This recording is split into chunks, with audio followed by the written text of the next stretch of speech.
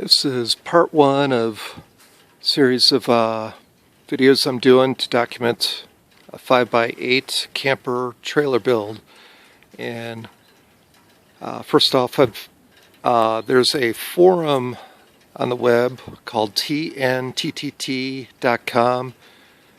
Teardrops in Tiny Travel Trailers, which I've been following for years, and it's been a great wealth of knowledge. It started off as classic teardrop trailer builds with professional builders in the teardrop industry with their own companies and hobbyists, and just the best build practices and a wealth of information.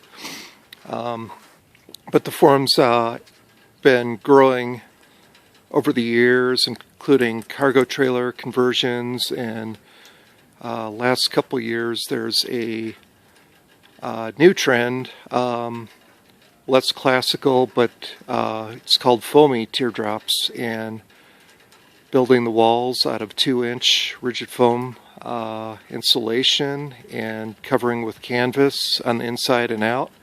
And they've been going through the tests and iterations over finding the absolute best materials and best practices, and just incredible ingenuity on all the forums. But I've been fascinated with the lightweight foamy trailers for a while, and I think a lot of pioneers there. I think the main pioneer, or I think he might be the pioneer of the foamy trailers, user called GPW on that forum. And there's just been all kinds of great builders throughout the years, and great trailers built. Absolute ingenuity. And one of the guys that's been on there for a while is George, or Jiho. I've been kind of drawn to his series of videos that he's done on how to build a 4x8 foamy or teardrop trailer square.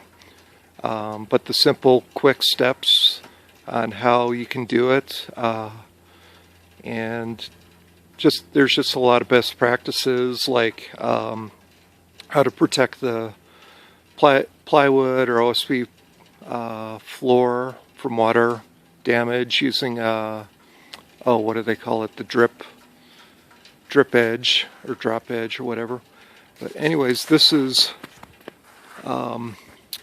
I kind of like George's lightweight trailers, but I'm going a little bit bigger because I'm on the road so much, fishing, and just got back from a month and a half or 2-month trip, fishing trip. And normally I'd be fishing right now, but with the stuff I had to do in town, and with the COVID lockdown, I just decided to start building trailers. So I got this 5x8 carry-on trailer. It's an angle iron trailer. It has a little bit of flex, so I'll probably be welding some supports, but the floor and the unibody camper shell itself should give it some rigidity, like it did to the Harbor Freight trailers, the bolt-on ones. So first thing I did was ground out all the tack welds on the wire mesh floor, get rid of the wire mesh.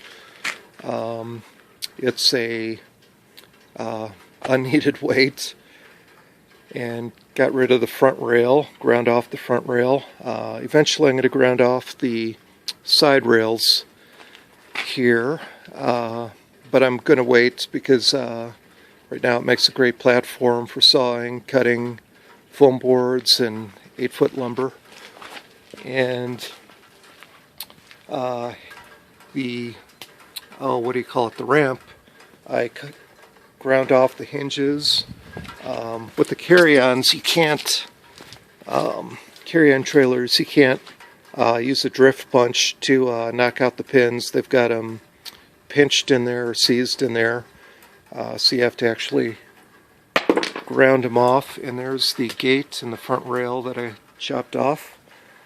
So eventually, this trailer is going to be a little bit bigger than some of the standard teardrops. In fact, it's going to have a square back, not so much traditional teardrop, but the front nose is going to be not a V nose, but a round U nose. And I'm going to extend the nose a little bit part way. I don't want to get going to have to push the trailer back a little bit, or the camper shell back a little bit, but I don't want to get too close to the tongue because I don't want to crush the trailer if I take a 90-degree turn with the car. So I'm going to have to push back the camper shell maybe about 10 inches to a foot, and I'll weld on a bumper in the back for support and also just to have a bumper. But I think that covers. Right now I'm just doing prep work, rest prep. I'm going to flip over the trailer and do the bottom, but just make sure I'm getting rid of all the rust, or using the rust primer, Rust-Oleum spray to convert the rust to primer. But that is the first part of the series.